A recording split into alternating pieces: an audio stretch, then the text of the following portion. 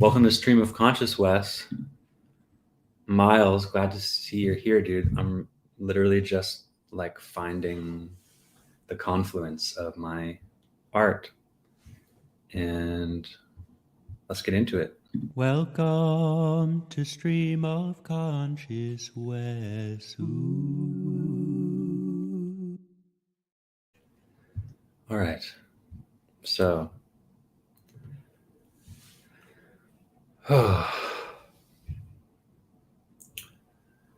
yeah, so we're talking about confluence and the merging and the process of merging. This example sentence says, a major confluence of the world's financial markets. A junction. A conflux. What is conflux? Another term for confluence? Like a hole. Conflux. Of flowing together. Conflux. Because I really do like alliteration, and I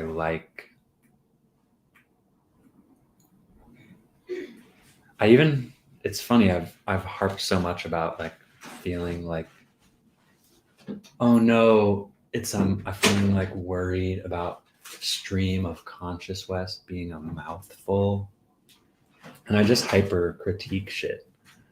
But conflux, confluence, counterculture, corroborate, collaborate, curtain, Coraline, carrier pigeon, carnage, conversate, cacophony, candles, charge, careful, careless. Yeah. Zien is here. I forget your name. I don't remember your name actually, but I'm just gonna go Zien. But I like your total. It's a good one to remember. Oh, collaborate. Autocorrect. It's Z. Hell yeah. Cool. Yeah, so I guess it's like, it is interesting because I think I feel a little more like,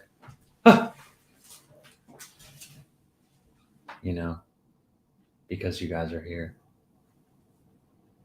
Because there's like it's like there's like a barrier between us, and so it's like it's not quite like we're just hanging out, and so then I feel like being like, hey guys, but hey guys too, but it doesn't really matter. But I think I become very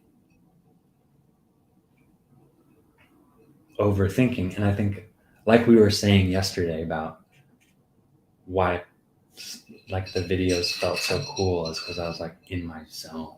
Mm-hmm. And like,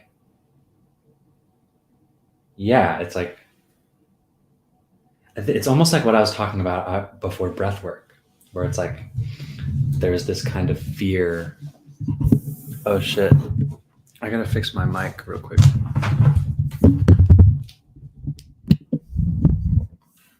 But there's like this fear that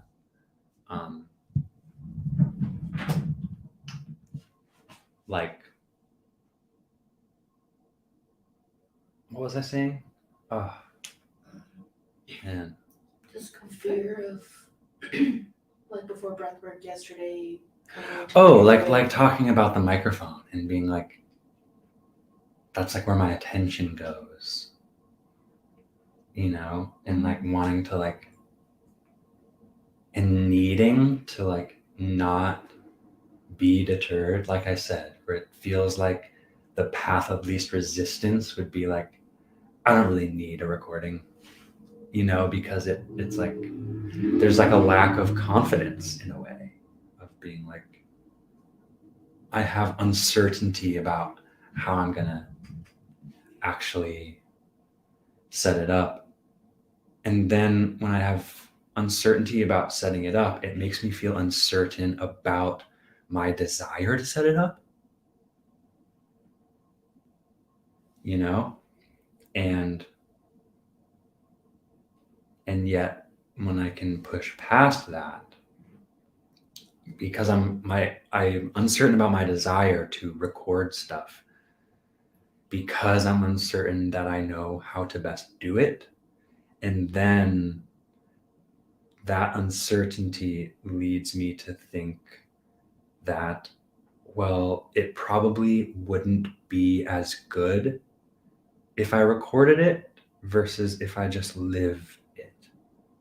So then I start to have that story that helps me feel better about giving into the uncertainty and not asking the questions or doing the research or even just trying, right? Troubleshooting or Mhm.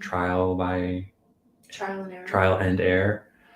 And so that's why I think like it's very cool, and this has an opportunity to be very meta, because it's like all the stuff that has and I fear still can get in my way or be a voice or a story that makes me doubt what I'm like intuitively trying to do. And so like, again, like I said, it's like trial and error. It's like it's not even like it's not even error, it's like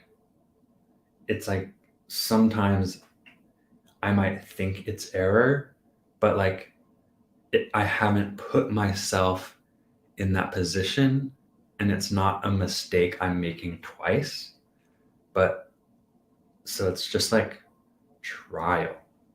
It's like trial and it's like trial and experiment, where it's like error. It's just kind of like, even that is like, it hammers home I'm not going to do it right at first, almost, which is again something that makes me afraid. Hell yeah.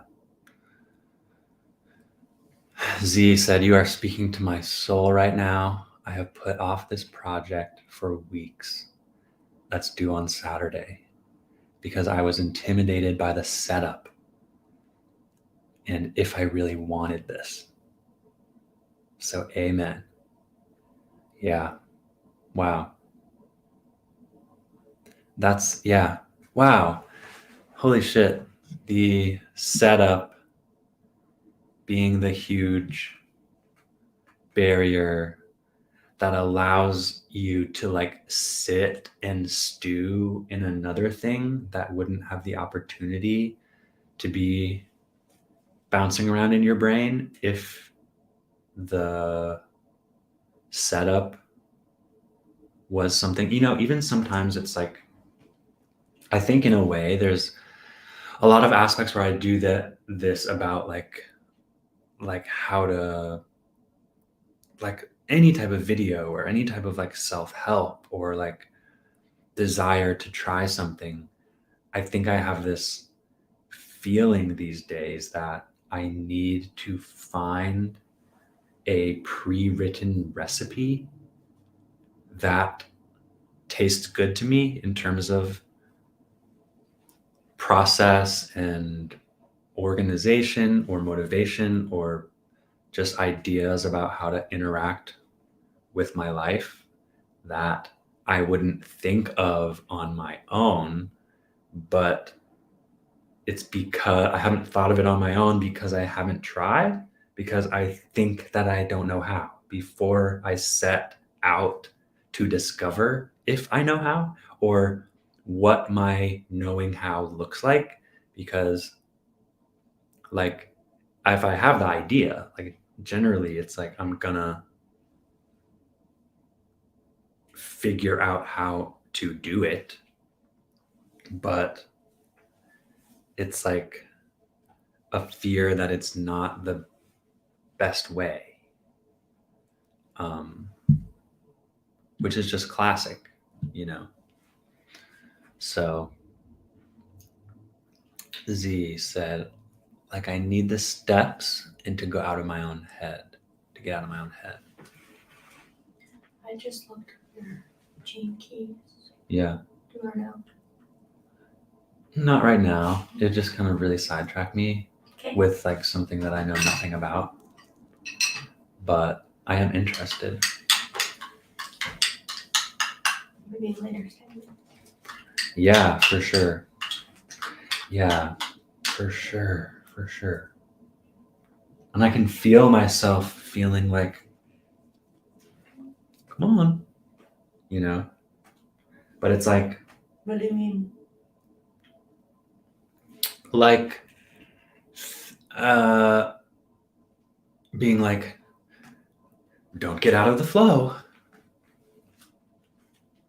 Like, otherwise, they might be disappointed, you know?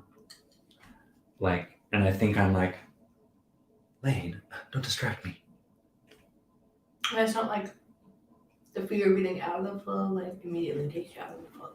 Right. It's not real flow. Yeah. Yeah. So it's cool. And like, it's a conflux. It's like, it's like me meeting like my expectation and reality meeting and realizing how much tighter I grip to my expectations than to what's happening sometimes. Like, and then feeling like I have to be like I'm the defender of the flow, like I have to protect it because it's rare and precious, you know, like, and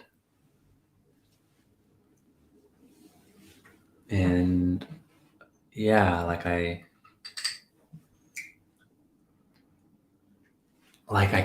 I'm like sitting here and there's like, I'm feeling as if I'm like,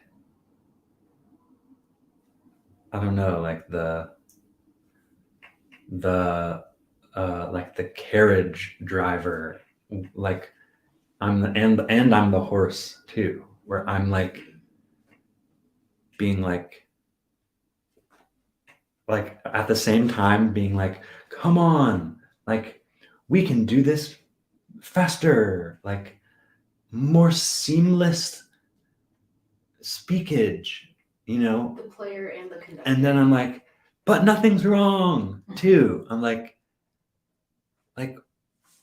why do you think, I'm like yelling back at myself, like, why do you think we're supposed to be going faster? Like, nothing's wrong, you know? Like, and you trying so hard to make me meet this idea you have about how your life should look, or the fact that this guy has grown up seeing the fastest carriages ever all over his Instagram feed his whole life. So he's like, finally, I have my own show, I have my own thing, and I have to go as fast as I can. And it's like, I also have this fear almost where like, I have an idea about you, Lane, that like you hate dead air. And I think it just comes from like Uncharted Us. In a podcast. Yeah, this is a podcast. Yeah. It's my kind Yeah. where I can, like, it's different. Mm-hmm. I feel like the live stream aspect lends itself to you can have more space versus just like an audio only podcast only. Right. Like, Also, if it lends to the conversation, because Yeah. it depends on the topic. Like, Yeah, that's true.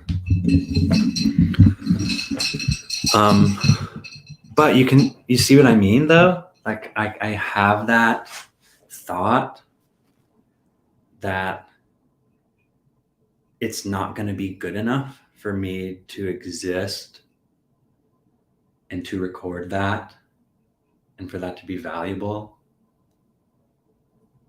And again, it's like conflux. I fucking love that shit because like, and it's just like, again, it's like this binary thinking where it's like, it's like me recognizing that my way of speaking really is very spacious and that that's valuable and that I think like, and I always think of Sarah who like told me how much they liked the slowness and spaciousness with which I spoke on the podcast. And I like hadn't really thought of that as a good thing. Like allowing myself the time to put it together, but feeling like if there's some time there, then being like, all right, hurry up. Like just like the tiniest little kick because of the fear that that's going to be the thing that's going to make someone not like it. And so it's like when I mentioned binary thinking, which is like almost this feeling that where it's like I think that I need to like dig my heels in for fear of being swayed by you into quickening the pace of everything I do through editing. And it's like, it's just like, it makes me, that's like a type of like, but I'm not wrong, and I had so much fun yesterday cutting out every moment to make it like a fun, like easily more watchable thing. And just to recognize like you have that power. By not trying to do my life faster, I then have the authentic expression of myself captured that then can be quickened if I want and when I want. And I do. And I don't. They're both good. Right. And so it's like, I see how much I like reactively like put on like the other team's jersey to like argue with you almost. It's like I feel like, I feel like I need to love all my slowness so hard in your face for it to be like almost like an insecure like mask of like fear that I'm wrong. So I'm gonna pretend that I'm 100%. This is the only thing I like. I think. Yeah. Mm. And so I think it's exactly true that this lends itself very much to holding and honoring space. And that's like what I've been needing, you know? So, yeah. And I think it's like part of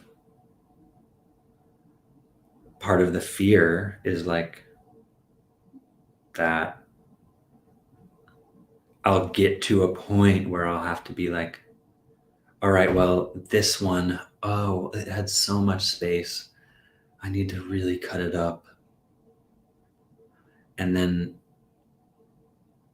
all I would like kind of hear from that is like this like weird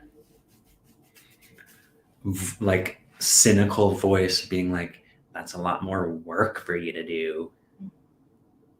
So you probably just suck because I'm like, I don't want to have to do work. It's like I've been resistant to the feeling that I would have to do something to it Mm-hmm. before it's worthy or before it's good, And I think that fear prevents me. It has prevented me from like live streaming in a way where it's like I'm like afraid that it's not. I'm like, well, I'd rather just vent for 20 minutes and like never take a break and have it just be, and that's good too. That's like, again, Why can't we have both? I'm like, there's always like when I start looking over here, I start to be like, and that sucks. And it's like I'm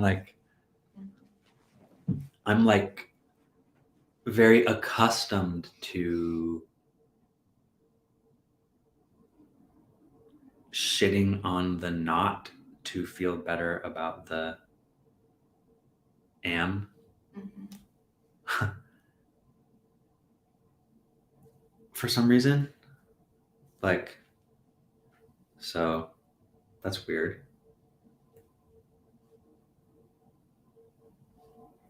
And again, I think that's also like a level of like a type of, not fully, but like a type of like dissociative type of behavior, maybe. Or just like a looking for what's wrong as a way to feel in control. It always comes back to that. If I spend the time like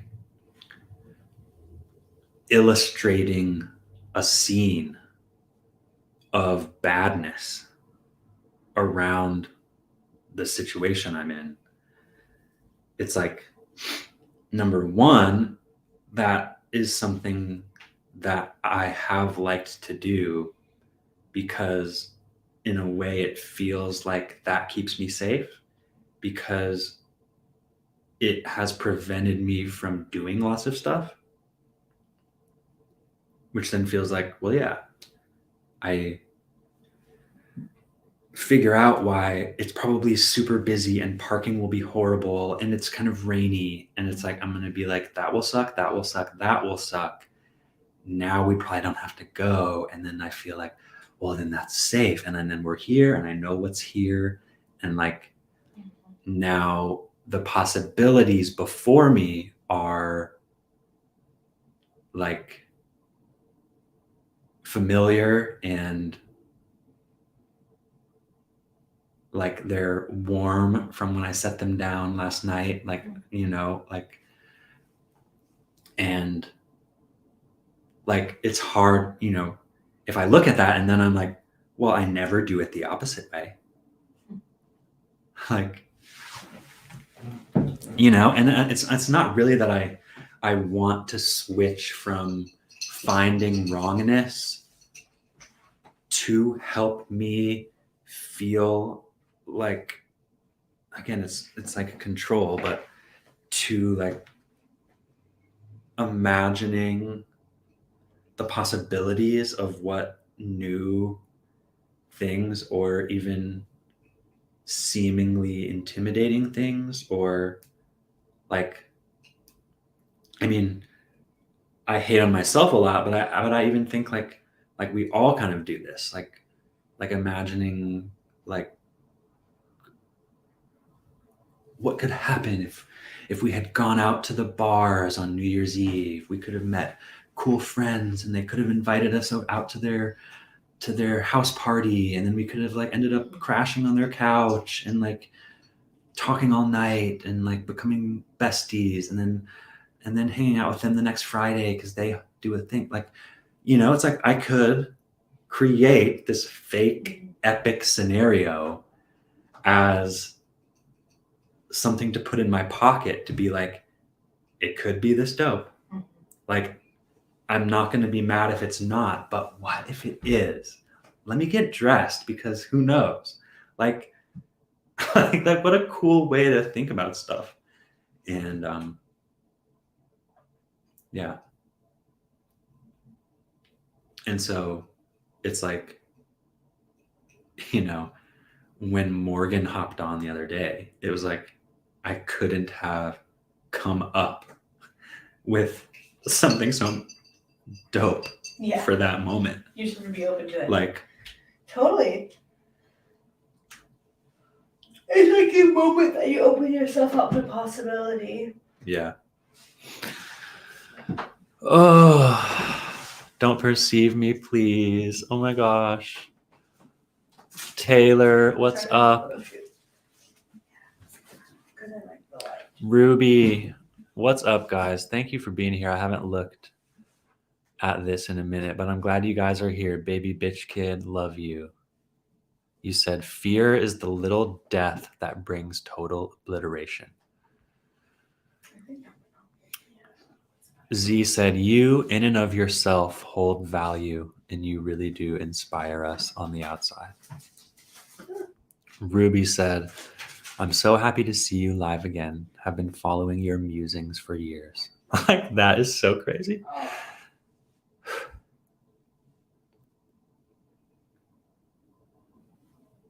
Ruby has been following my musings for years. That is awesome. And yeah.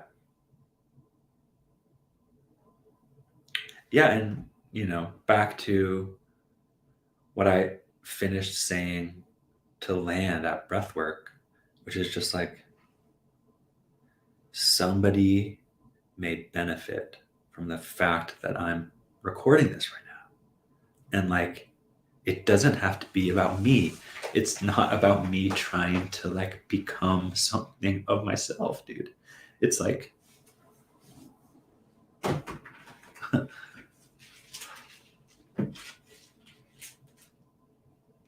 It reminds me of like cultivate what flows freely. yeah, for sure. Cultivate what flows freely.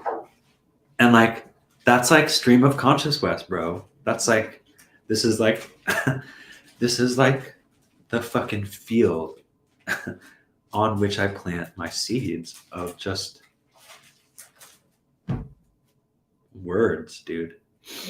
And emotion and like presence.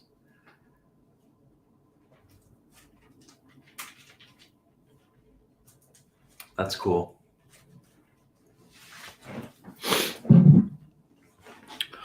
Not sweaty anymore, said, geez, I love me some early morning vulnerability. Thank you for saying that. Z said, you were one of my first friends here, and it's been amazing to watch you grow.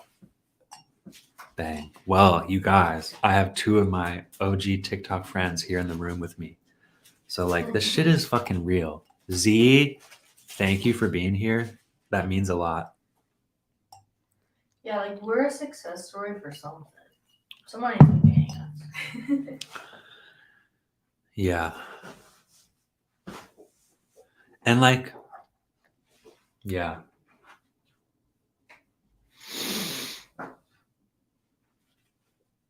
Yeah, dude. It's just like kind of acknowledging that there is value here. I mean, I don't even know what that says. Like, what do I mean by value? But just like, yeah, you got me through 2020 isolation, and I'll always appreciate you for that. Shannon popping off. Lane, you want to come say hi?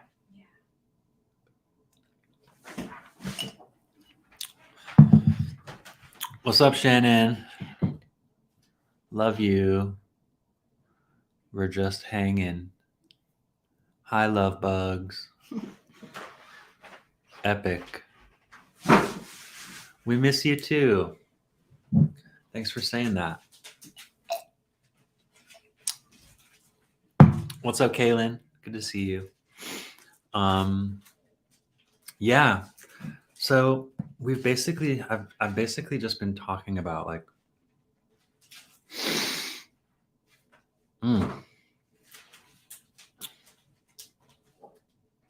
yeah, just like it really is the shit. Like not like there's not a time crunch. There's no need to quicken my pace. I even think like even in like the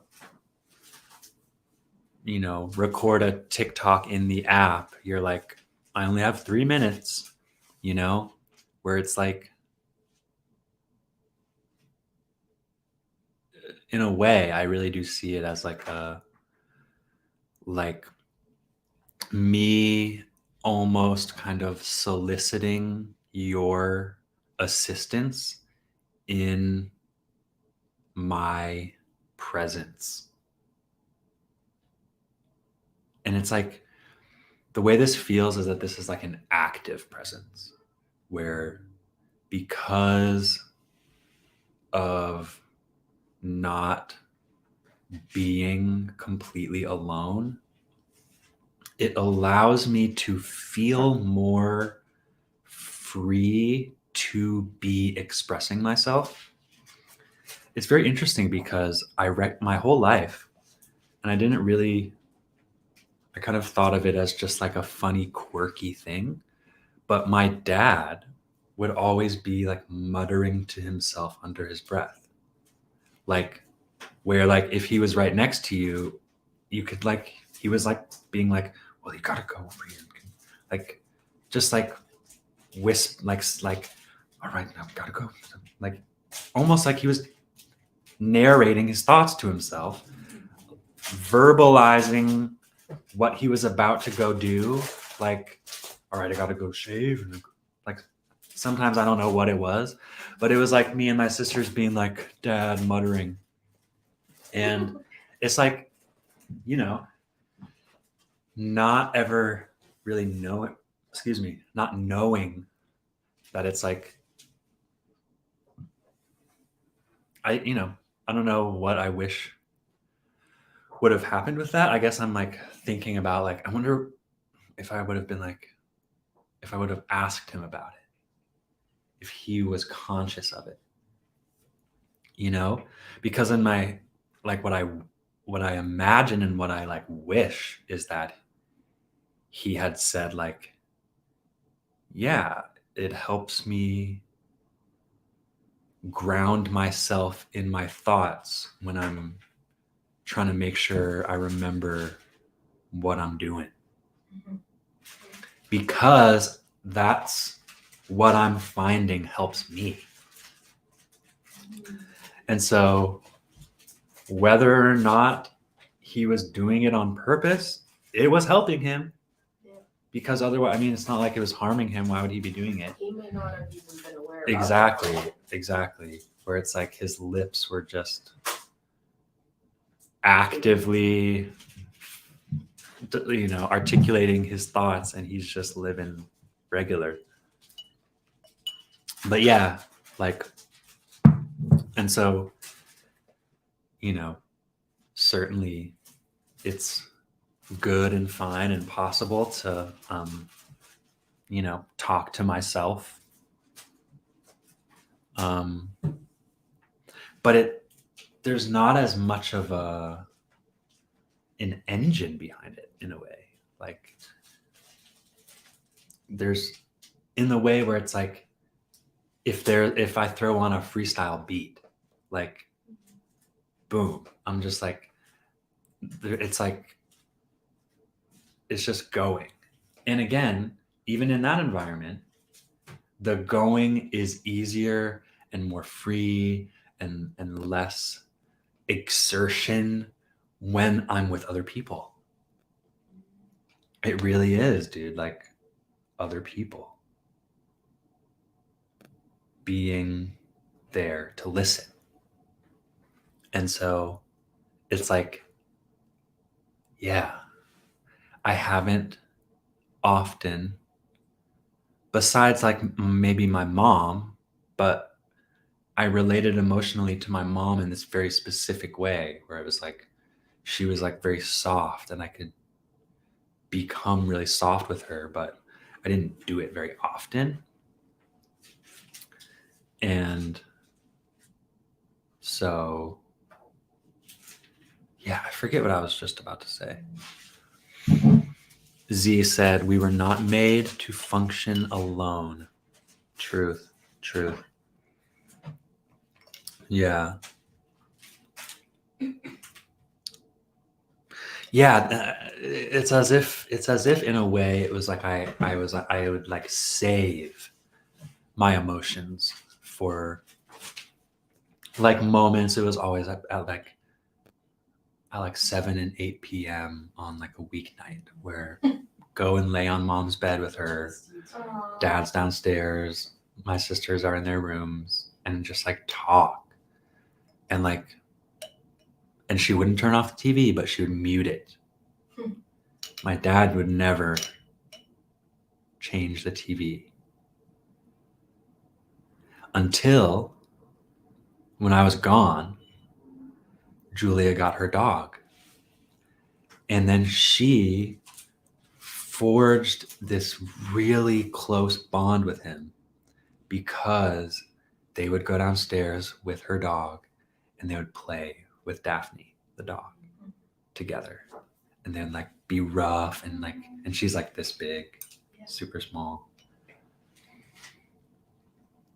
Julia didn't have the soft moments with mom. She had the present moments with dad. Because by the time Julia was like in high school and shit, it was like mom was kind of directing her anxiety onto Julia and being like, I just want you to be happy. Like carrying the burden of Julia's sadness and struggles as a teen and just like never not wanting to be involved and to help fix it and to, well, I'll call her parents. She shouldn't have said that to you. Like wanting to just help Julia be happy and in turn smothering her so that, you know, where it's like, then after going through that, my mom isn't quite the same soft place to go anymore. And it's not like she's not replacing soft emotional stuff, but closeness is what she found with my dad through having a reason to connect with him without the TV on because of the dog. And like, and I think that experience has changed my family's life, like my sister Julia, as well as my parents, because my parents both got their own dogs after they got divorced. because it was such a way that it's like they like, as shit was falling apart in their marriage, the three of them with my youngest sister just clung to the closeness of all caring for Daphne together. And so they both were like, Julia moves out, takes her dog with her, and then they're both like, we need that again. They both were like, Julia took the dog, we're both getting dogs now, which I love. It's like, True. it's like changed their lives in a crazy way. Yeah. So I forget why I started talking about dogs. I guess I remember. Oh, Kaylin said, do you feel like it's easier for you to be more vulnerable with women than with men? Oh my God, Kaylin. Yes, it absolutely 100%. Like, and like, I don't know if that stems from my dad specifically in my case, but yeah, like I kind of just broke down. It was kind of just both. And like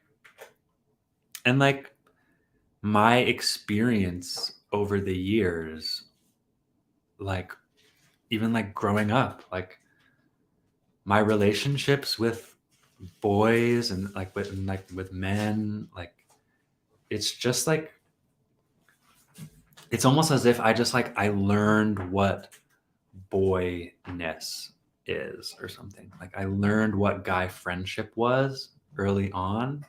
And so it's like I never really questioned or thought that I was supposed to feel closer, or that I was supposed to not feel so worried if that my friends would see me cry or something. Or like even if we were like watching a movie at someone's house, I'd be like, I gotta go pee when I felt a tear coming. Like, and then obviously my parents' dynamic. And so yeah, it's like it's as if I've never expected to be emotional with another man, honestly. Except for my grandpa, I swear. It's like the only man. And there are, there have been moments. But it's like a lot of those moments with my really good buddies have been on psychedelics. But also like here and there. But it's almost it's like really volatile stuff, like my friend Chad. It's like we've gotten really emotional together, but it was like when we dive into the topic of his dad dying, right? Or something very serious or something like, I mean, really, it's like our dad's dying or like your friend dying. It's like,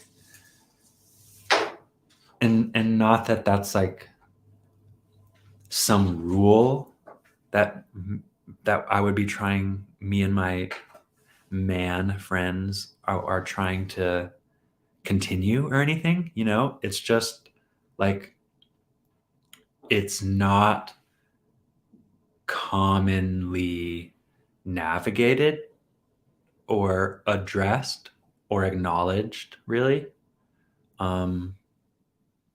But real talk, like finding those moments, and like I said, many of them being on mushrooms or acid, but that closeness and intimacy from those experiences is not tied to drugs at all. And the thread like continues through in terms of of there being a deeper well of love and trust, you know? So it's less about like, it's just not as common, you know? And so it's not like I'm seeking out women to be vulnerable with. It's just that I'm a vulnerable person, that I like to do that, and the people I'm close to are women. You know, so it's like it's not some intentional thing. It's the consequence. It's the consequence, yeah. Thank you for asking that. That's really interesting. For sure. Yes. Wow. What do you guys think the title of this episode is? Like, is this good? Like, am I don't know. A conflux, probably. Cornflux. Cornflux. Cornflakes. The pink that you matched on here looks really good, I think. It looks pretty spot on.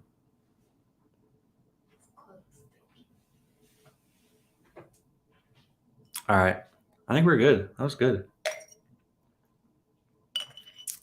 The one thing I do need that I want to do is, so like, I'm recording this in like a live stream little like browser studio, and I can add in like an intro video and stuff, but I only have an intro one and I don't have an exit one. It's like, that is also what I like about live streaming, is that I can just, it's like I just press it and it plays my thing, and then I can press it and it can play the outro like I would. And like, in that regard, for the live stream podcast, that this will just go on YouTube, and then all I'll do is just go in and like update the thumbnail, but it'll just be raw. And so then if I have the videos in here that I can play, then I won't need to go add them in after the fact, which is what I normally do on most of my podcasts, which aren't live. So that's cool. And this is exciting. And it's a conflux. When I say it's a conflux of events, it's like, do you have to Like a plural noun? conglomeration. Another term for, that's such a weird thing. Conflux, another term for, why don't you just tell me? Flowing together. Conflux. I'm like stuck to that word somehow. I think I'm gonna like conscious conflux. I don't want to overuse conscious though. But yeah. Conflicts, comments. The conflux. You know, it's like, it doesn't mean anything, but if I say that enough, it will become something that means something, you know? This will be it. All right. Let's see. Like I just said, I don't have an outro video, so I'm just gonna make one right here. Okay, ready? Thank you for listening to this trickly flowing, so watery little just down in the river, the stream. Good. Love you guys. Later.